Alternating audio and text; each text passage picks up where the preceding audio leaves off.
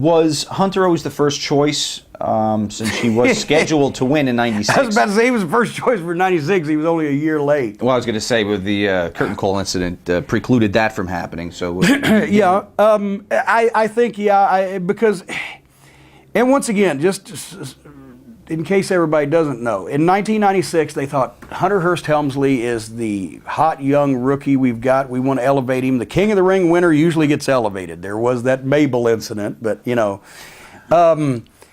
So he's going to win in '96 when, of course, and the story's been told many times, when Hall and Nash were leaving in April of '96, and they ran around with Helmsley and Michaels, and they thought that they were just, oh golly, going to rule the wrestling business, which they actually pretty much ended up doing. So they're actually the smart ones, even though they're assholes, and the fucking people that let them do it are the goddamn goofs. But anyway, they went out and had a curtain call after they finished their respective matches, which was this card. Then they all go out and hug, baby faces and heels. Fans, there's no internet. People don't know they're leaving. They don't know what's going on behind the scenes. They just felt that they needed to hug.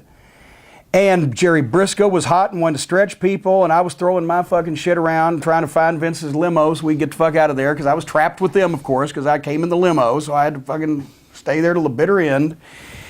And it was just bullshit. They took a shit, whether you like Vince McMahon or not. Madison Square Garden was his building at the time. It was his father's building. He viewed that as his house. And they went out and took a shit on the business in Vince's fucking dining room, right on his table. And he couldn't do anything to Diesel or Razor because that was their last night. And he couldn't do anything to Michaels because he was dumb enough to let a fucking immature jack off like that have his goddamn belt say he's going to punish the world champion, who has already shown a predilection for fucking losing his smile and going home. So Hunter Hearst Helmsley got spanked. He didn't win the King of the Ring. It cost him about $150,000 or $200,000 that year. He's probably since made it back. And he was forced to go, or told to, not forced to, nobody held a gun to his head. He was told to go around to all the boys and apologize for what he did. And he should have. And everybody thinks, oh, it's goddamn, as quaint as it seems to look back now. No, he took a shit on the fucking business. He exposed the fucking business. Vince McMahon had done it, but it was his fucking business. There was no reason for the boys, for their own self-serving fucking motivation, to go out there and do that. There was no storyline purpose to it. It didn't sell any tickets, didn't do anything for business, did something for their egos. Well, so anyway,